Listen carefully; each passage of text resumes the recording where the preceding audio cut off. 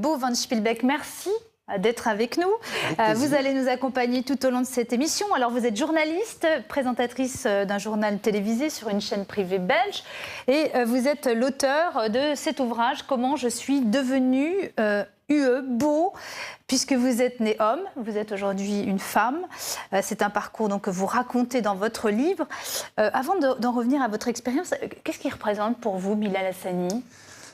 Eh bien, je crois que c'est une des nombreuses facettes de tout cet éventail qu'est le genre et qui va de personnes qui aiment s'habiller dans les vêtements de l'autre sexe. Et il n'y a rien de mal à ça, au contraire, c'est très gai de pouvoir le faire. D'ailleurs, ça donne chaud au cœur. Et puis, il y a ceux qui vont à l'autre bout et qui veulent vraiment tout à fait changer de genre, ce que Bilal ne veut clairement pas faire.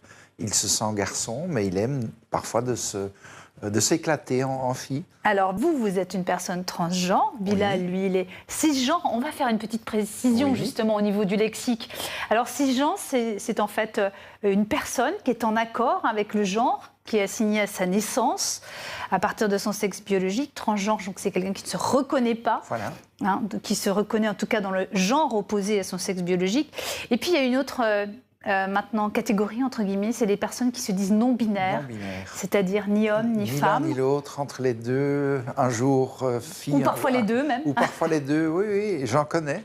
Là aussi, je crois que c'est l'évolution des mentalités, l'évolution de la société qui permet tout cela. Avant, quand j'étais jeune, on parlait de travesti et de transsexuel. Et c'était très, très binaire. C'était ou l'un ou l'autre. Enfin, il y avait les cisgenres, donc vous êtes une femme cisgenre, j'étais un homme cisgenre, je suis devenue une femme transgenre. Mais à part ça, il y avait vraiment la scission, il y avait deux catégories, et c'était tout. Et maintenant, il y en a qui disent, oui, mais finalement, je ne me sens pas garçon, mais je ne me sens pas vraiment fille non plus, je me sens un peu entre les deux, et le contraire. Et c'est de plus en plus accepté, du moins chez nous. Au moins en Europe occidentale. Et dans votre ouvrage, justement, vous racontez cette transition, votre prise de conscience. Quand est-ce que vous avez commencé à vraiment vous dire « mince, je n'arrive pas à habiter ce corps » ou en tout cas, je n'arrive pas à habiter le genre qu'on m'a assigné à la naissance Mais c'est quelque chose qui grandit. Donc mon premier souvenir d'un moment où j'aurais préféré être une fille qu'un garçon, c'est quand j'avais 8 ans. En 1967, je viens d'avoir 61 ans, mais à ce moment-là, d'abord, je ne savais pas que c'était possible de changer de genre, changer de sexe, et puis ce n'était pas encore vraiment très clair dans mon esprit. Et c'était considéré comme une maladie psychiatrique à l'époque. Je ne l'ai dit à personne. Mais alors, par après, à l'école, j'étais dans un collège de garçons. En Belgique, maintenant, toutes les écoles sont mixtes. À l'époque, il y avait des collèges de garçons, il y avait des écoles de filles. Et quand on faisait des représentations, du théâtre, des petits sketchs, j'avais pris l'habitude de jouer les rôles féminins. Disons que là, je me trouvais peut-être un peu dans le cas de Bilal. Dans la peau de Bilal. Et puis finalement, on se rend compte que ça va plus loin que ça, que ça ne suffit pas. Mais j'ai lutté. Vous êtes marié, vous avez eu des enfants. C'est une sorte de lutte. On essaie, certainement à l'époque, je me disais que c'était pas bien d'être comme ça, qu'il fallait se conformer à la société, que en tant que jeune homme, après mes études, je vais me marier, fonder une famille, avoir des enfants. Et puis ça continue à ronger jusqu'au moment où, quand j'avais, disons peut-être après... Enfin, j'ai commencé à sortir déjà en femme, même pour aller juste au supermarché.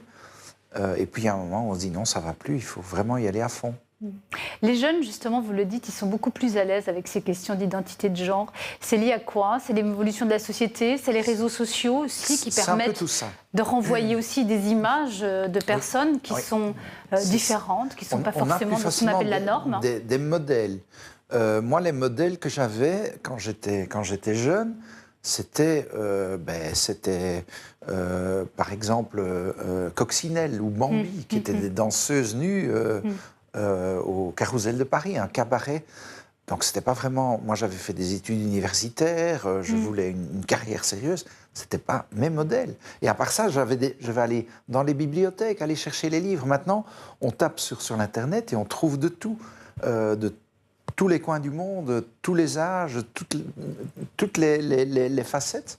C'est beaucoup plus simple. Alors, peu de pays reconnaissent le troisième genre, le neutre. L'Allemagne vient, elle, de le faire. Elle rejoint des pays comme le Népal, le Pakistan ou l'Inde. C'est incroyable, le Pakistan, l'Inde, c'est pourtant pas des pays qui sont réputés pour leur ouverture. En Asie, il y a une plus grande habitude, il y a une plus grande tolérance vis-à-vis de ces questions de genre, plus d'ouverture. Je ne sais pas si... Enfin, je connais très mal la situation là-bas. Ben, il y a évidemment la Thaïlande, qui est un peu le pays phare pour tout ce qui est transgenre. D'ailleurs, il y a encore beaucoup de personnes transgenres qui se font opérer là-bas. Mais il y a quand même des cultures où parfois je dirais plutôt des genres sorciers, magiciens, pouvaient se permettre de jouer un peu avec les deux genres. En Afrique aussi, je crois. Bon, je pense que ça a peut-être aidé.